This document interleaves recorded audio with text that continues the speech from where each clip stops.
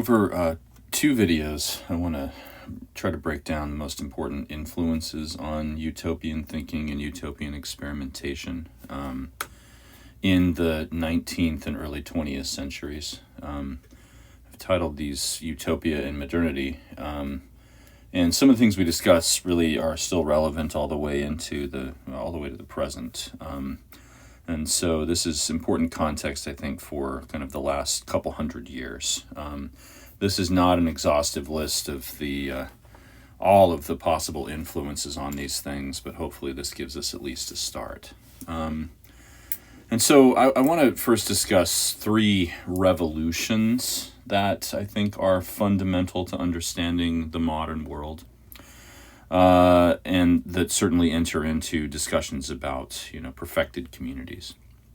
The first of these is the scientific revolution, or I've actually made it plural here. Scholars have taken to identifying a kind of two-phase scientific revolution, or two separate scientific revolutions. The first of these begins in the 16th century and extends to the early 18th century. And the focus of this scientific revolution was a kind of overturning of the ideas we had about the structures of the universe. The main focus was like physics and astronomy and the mathematics that went along with that. Also accompanying that were discoveries of things like, microorganisms and cells and the development of things like the microscope. But it begins with Copernicus's suggestion that the Earth was not the center of the universe, that the sun was instead, and extends, through the discoveries of figures like Galileo and Kepler, and culminates in the discoveries of Isaac Newton. Now, if you don't know much about these figures, I think it's important maybe to do a little background reading in this. But I guess the main kind of enduring contribution of the first scientific revolution was the notion that the universe obeys these immutable universal laws. Newton, of course, developed his three laws of motion, as well as the law of gravity, and said that all bodies in the universe obey these laws. It doesn't matter, and this was actually an important change. It doesn't matter where one is in the universe, whether one is on the Earth or the moon or in orbit around Saturn or in some distant star, these laws still apply. Now, Newton was not exactly accurate these laws don't describe everything, and later they would be overturned by the ideas about relativity and other things developed by, among others, Albert Einstein. But this idea that the universe obeys these universal laws, that location really doesn't matter, was important. The universe, after the first scientific revolution, was perceived as uniform. And this gave people a great deal of optimism, kind of generally speaking, right? The idea was, if we just discover all of these laws, we can unlock all the secrets of the universe. There need be no mysteries. The expanse of the universe was seen by earlier generations as kind of the realm of God, something that was outside of the possibilities of human knowledge. Isaac Newton demonstrated mathematically that was not the case.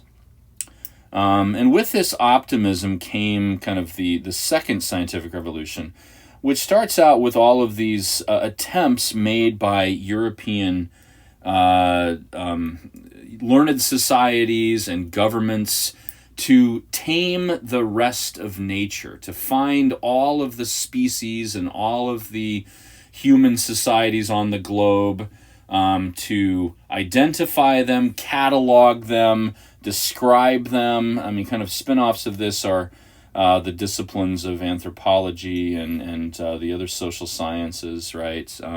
The second scientific revolution is seen as beginning with the voyage of Admiral Cook to Tahiti. That's described in this painting here, and culminating in the voyage of the HMS Beagle, which of course was the boat that Charles Darwin was on in the 1830s, where he figured out these laws of natural selection and the theory of evolution. Which of course was controversial, and it remains controversial today. It was, Darwin didn't publish his theories or his ideas, his conclusions for over 20 years after he finished his voyage on the Beagle, because he knew that this would not be well received in a world or in a European world at least, where Christianity was the kind of the baseline of culture. That this would challenge ideas about creation, about the age of the world, and all of that. And Darwin didn't want to be controversial. However, he finally, once he realized that others were working along the same lines, he decided to publish his conclusions in the book, one of the most famous books of all of modernity, called The Origin of Species. Right.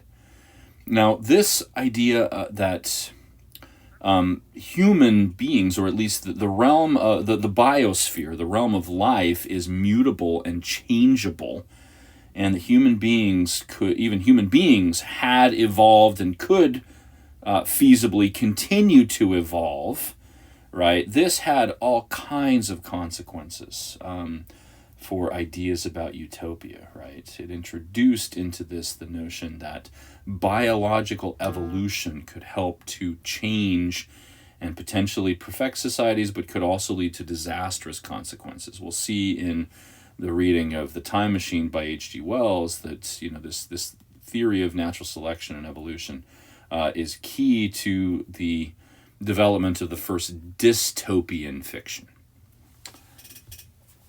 Let's move on to the Industrial Revolution for just a minute. As much as I feel like I haven't fully covered the scientific revolutions and all of the consequences. But the Industrial Revolution is a product of kind of the late 18th, early 19th century, the development of important inventions, most especially the steam engine. This is an illustration of a massive steam engine here, right?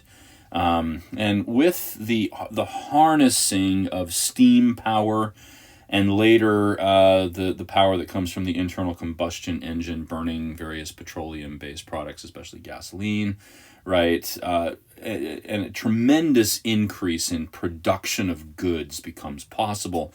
And then once they figure out that, Europeans and Americans kind of figure out that they could put a steam engine or later a gasoline engine on various, means of transportation, trains initially, and later automobiles, and finally airplanes, right? Transporting goods and people over long distances becomes so much easier. The world becomes increasingly small and connected. And so the Industrial Revolution has all of these consequences. This does, because Europe is the first to truly industrialize, though others would later, do this and nearly catch up. Like Japan, for instance, by the end of the 19th century was nearly as industrialized as Western Europe was. This did allow Europe to attain, and this is one major factor in this at least, attain a dominant position globally, right? And that's one of the social consequences of this. But perhaps more important, closer to home, and were the social consequences of what the development of these modes of production meant for the people who lived where things were being produced. Whereas, in earlier eras and earlier economies, people had made their own things, even under the kind of putting out system, as it's called, of production, right? Individual households would, produce a lot of woven cloth, for instance, or other goods that they would then sell to these merchants who brought them all together in cities. Now people, were increasingly forced to move to the cities where the jobs were, because that's where the factories were. And this is where we start to get the kind of teeming industrial cities. The stereotypes of this are places like Birmingham and Manchester in England, which are described in most unflattering terms. The poet William Blake, in his poem Jerusalem, for instance, describes the dark satanic mill that people are forced to go to every day and work in these terrible conditions, very dangerous conditions. and often children, were made to work in such areas before child labor laws came into effect in the late 19th century, right? And so the Industrial Revolution leads to increased urbanization. It leads to a kind of the development of a much larger working class of people who work in these dangerous conditions and whose lives were often pretty dark and nasty and brutish, as Thomas Hobbes describes them, right? So that's, those are some of the consequences of the Industrial Revolution.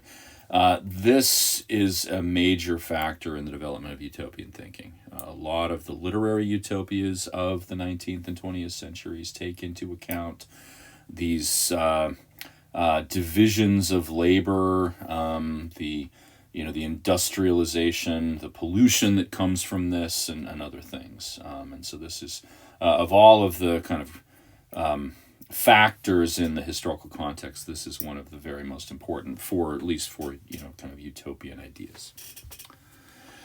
And then finally, political revolutions. And this also generates a great deal of positivity. The American Revolution, which celebrates freedom and creates a new type of government based on individual liberty and these kind of guaranteed rights, which are deemed as natural. This is a product of the Enlightenment, right?